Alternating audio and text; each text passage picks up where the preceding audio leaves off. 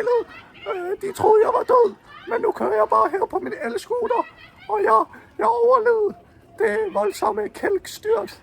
Men jeg kan vide, hvad de siger til det, at jeg bare lige kommer lige pludselig til juleaften. Velkommen til juleaftensdag. Hvor er det sjovt. Nej!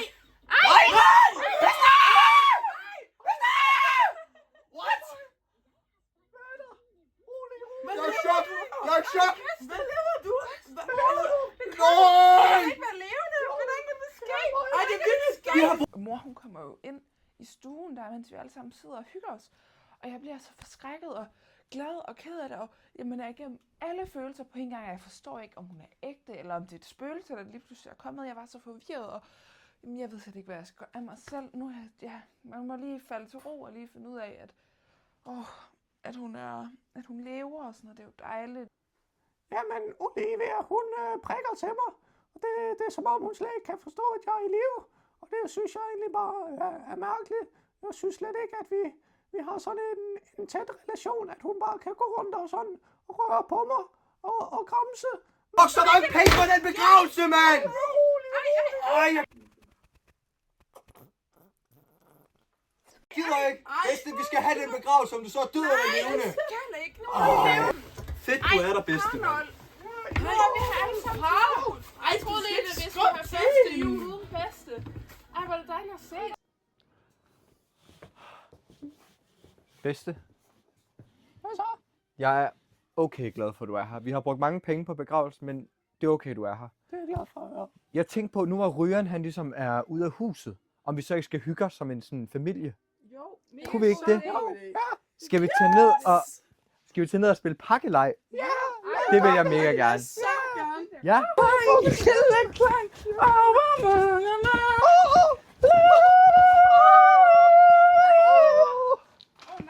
Hvad sker der? Hvad sker der? Jeg vil også gerne lege pakkelej.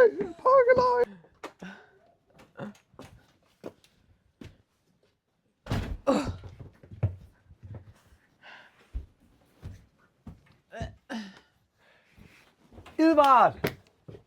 Vi skal lege pakkelej! Ja, sådan. Let's go. Ej, hvor godt. Kommer jo hjem der fra bodega klokken 8 om morgenen, og vi skal spille pakkelej klokken 9. Nej. Men Edvard kommer hjem tishamrende stiv, og ved slet ikke, hvor han er henne. Og tænker på øl, og det er bare ikke... Det er ikke sjovt at spille med ham. Jeg føler lidt, at vi som familie har taget ham til os. Som ikke vores barn, men som vores kæledyr. Vi passer ham jo basically som vores hund. Og det synes jeg er lidt irriterende i længden. Jeg håber næste jul, der kan han finde en anden at holde det med. 0. Så er jeg bare klar. Sådan. Sådan terning med. Sådan, mand. Sådan terning med. Kan vi skrue lidt ned? Den op? Kom nu. Nej, jeg fik også en. Jeg fik ikke en 6'er. Olivia, hun siger, jeg tager en fest med til Kari. Det er kun mig, der kan finde ud af at synge. Siger hun. Jeg fik en 6'er. Olivia, hun lukker ikke Så nogen det er ind i fint. sit hjerte. Eller ikke dig. Han snyder ham der, tror jeg. Lad være med at tage på mig. Tak. Eller du vil ikke tage Vi begge hygger os, venner. Yes! Og så Og jeg har ingen pakker. Nej, jeg fik op Olivia.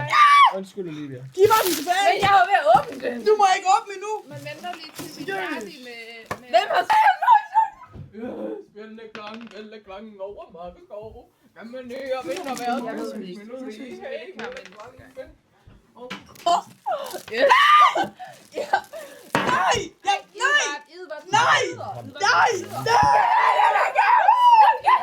Pakkelej. Jamen, det går jo som det går. Og også værdigt at sige, helt ærligt at sige i bagspejlet, at så kan jeg måske ikke huske sådan mega meget af den pakkelej. Jeg nyder et tyk, om jeg har fået det fra nu. Ja, det går nok lækkert. Og jeg elsker pakkelej. Men Olivia, hun fortæller mig jo, at det er sådan mega vildt og grassat. Altså. At det går vildt for sig. Og det gør det bare. Jeg skal bare vinde. Jeg skal bare vinde de der gaver, mand. Det skal jeg bare. Mm.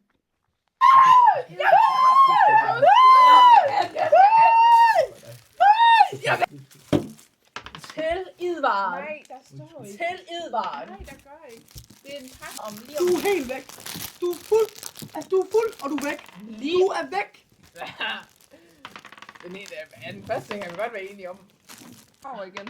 I kan ikke bare sidde og spille over ved jer. Hvad laver I? Det var bedste idé. Det var bedste, der sagde, at jeg skulle gøre det. Seriøst? Arnold! Nå, ja, tiden er gået, venner. Det kan jeg lige se på mit ur. Yes! Tiden er gået.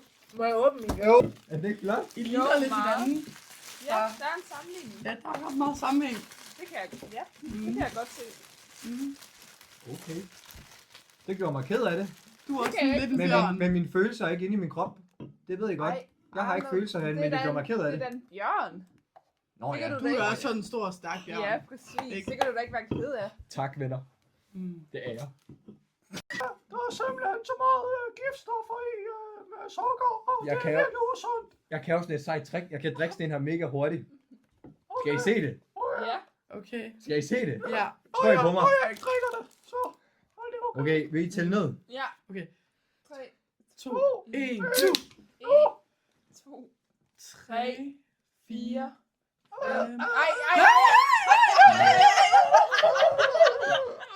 Arnold! Arnold! Kom op.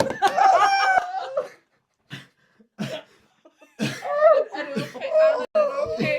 Okay. Ej, jeg finder lige noget til op. Men var det ikke ret sejt, Mathilde Anemone? Ej. Altså, Var det det var altså virkelig voldsomt, det må jeg bare sige. Du havde det ud over det hele. Du kunne ikke engang drikke det. Jeg fik det hele ned i Nej. munden. Der er intet, der ligger på bordet længere. Resten ud i håret, resten ud i håret. Men jeg har næsten drukket det hele, Mathilde Arnold, Anemone. Jeg tror ikke på dig, Arnold, vi resten ud i tror ikke håret. på dig. Resten ud i håret.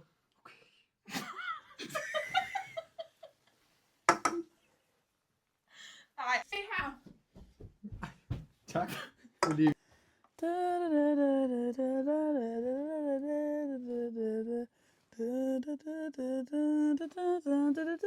Jeg synger så godt. Ej, så...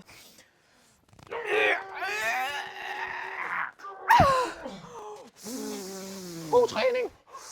Tak, bedstemor. Skal jeg flex lidt? Jeg har fået stort guns af det her.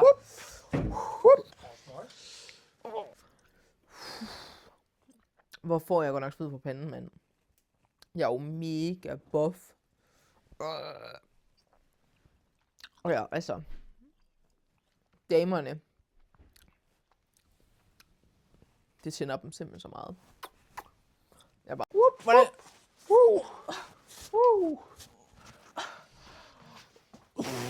Vi scorer så mange damer på det her.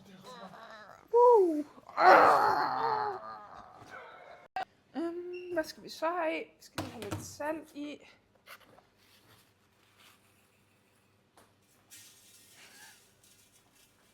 Ej, godt. Og nogle citroner. Ja, det er nok sådan, man gør. Nå. Hvad laver du her, Olivia? Jeg vil lave risalamande. Må jeg se? Ja, Er du sikker på, at der skal citroner i riserne? det stod der. Der må være en mere moderne opskrift. Det er fordi, jeg kommer til at trykke på citronformation i stedet for. Men det er også lækkert. Ja, er det ikke bare det, vi gør? Lad os gøre det. Fint. Gang med risalamande, jeg står og blander det hele sammen, og sådan følger opskriften til punkt og prikke. Ja, og det, jeg synes jo, det går mega godt. Indtil morgen kommer ind og lige skal høre om, hvad jeg har i. Hvor det så går op for mig, at det er en citronformage, jeg er i gang med. Men det havde jeg ikke lige opdaget. Jeg havde jo ikke lige tænkt over, hvad jeg puttede i den. Og jeg fulgte jo bare opskriften, og det måtte jo så være rigtigt. Ja, så det gik lidt i koks. Sådan er det. Og jeg elsker bare Disney's juleshow. Ikke også? Synes I ikke også det? Jo. Ej. Og Chip og Chap, det er min yndlings. Jeg elsker Chip og Chap så meget. Hvornår er der mad?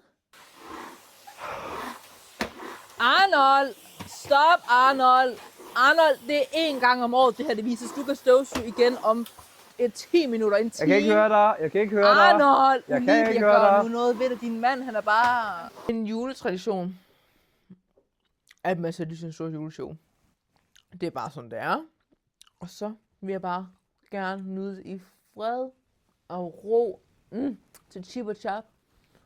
Og alt det gode. Alle de gode gamle klassikere. Og så kommer Arnold, og jeg kan godt sige dig, jeg bliver simpelthen så gal. Jeg er så gal, mand. Han kan da bare støvsuge på alle mulige andre tidspunkter. Frem for når jeg skal se mit juleshow, mand. Altså sådan, han kan da tage sig sammen. Hvor er fjernbetjening hen? Jeg skal høre mere. Skru op, Besse. Skru op. Jeg skal se mit Jessens juleshow. Han kan flyve, han kan flyve, han kan flyve, han kan flyve. Vil I skrue ned? Vil I skrue ned? Skru ned! Skru ned! Skru ned! Okay. Jeg har lige fået nyt tøj. Det dur seriøst ikke. Hvad med den her? Det dur ikke! Lyserød har altid været min farve, men sådan, hvordan... Nej!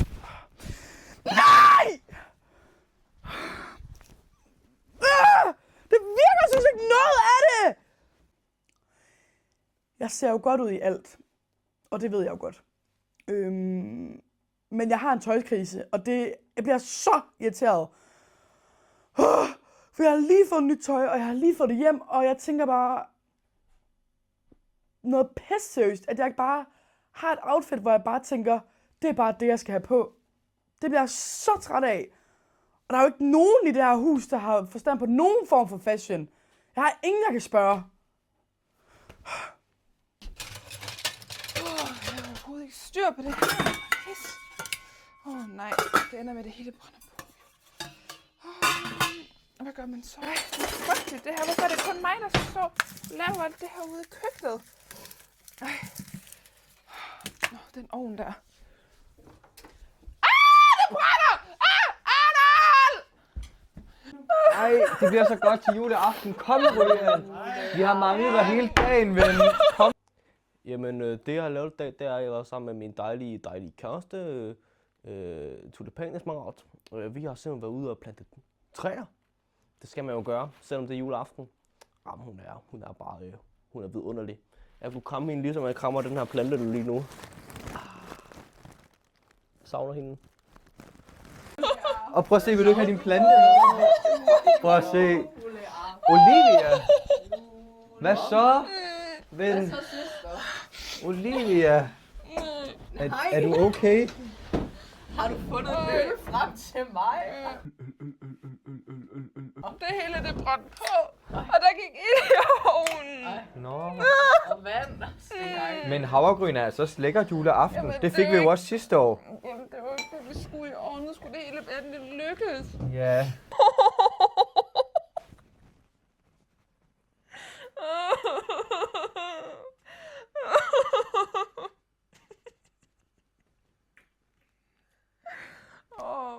Jeg ved ikke, hvad jeg skal gøre med alt den her mad, og vi kommer jo til at spise havregryn juleaften, og jeg ved ikke, og det hele, det kager bare rundt, og der er ikke nogen, der kommer og hjælper mig. Jeg ved ikke, hvad jeg skal gøre. Det hele brænder bare på, og det er så frygteligt.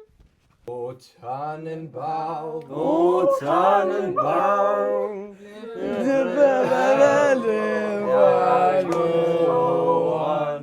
prægtig er Guds himmel, skøn er sjælenes pilgrimssang.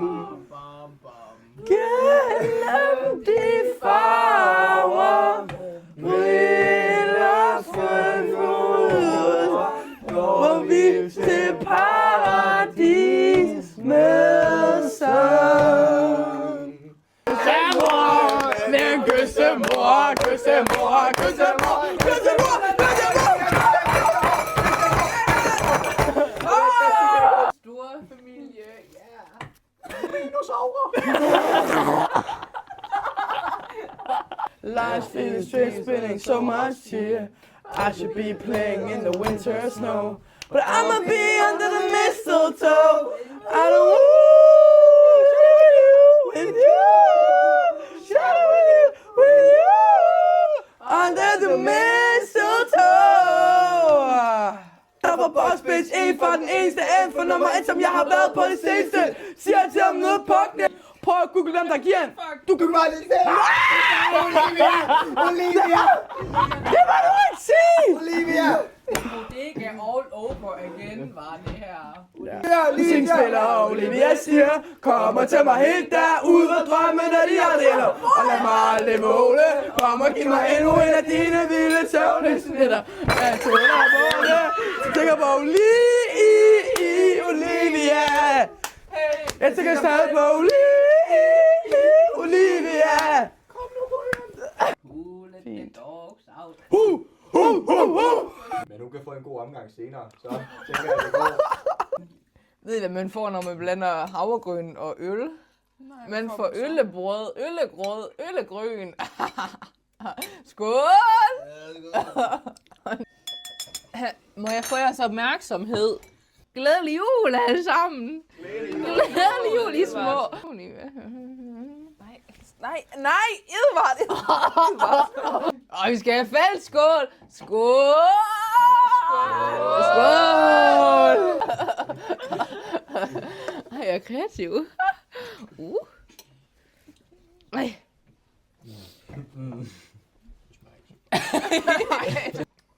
Hej med dig, du. Lang tid siden. Ja, men dine blade, de ser bare knaldgode ud i dag, ikke? Stråler. Ligesom dit bark, ikke? Det, du ligner en million, du gør. Det er altså bare klasse. Tusind julelys på jordens mørke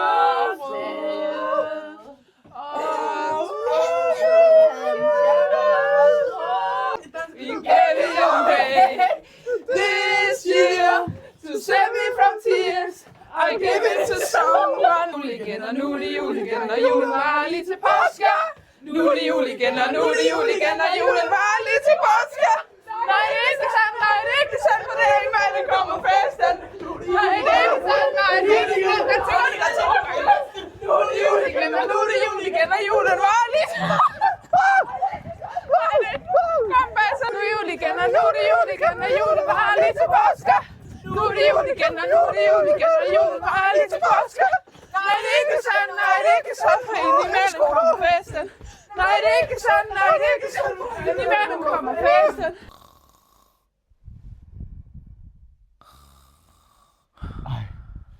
Det var bare en dejlig jul. På loftet sidder næsten med sin julegrød, så god og sød. Han nikker og han spiser, og han er så glad for julegrød stemmer. Jeg har ondt i maven nu. Jeg skal på toilettet hurtigt. Toilettet!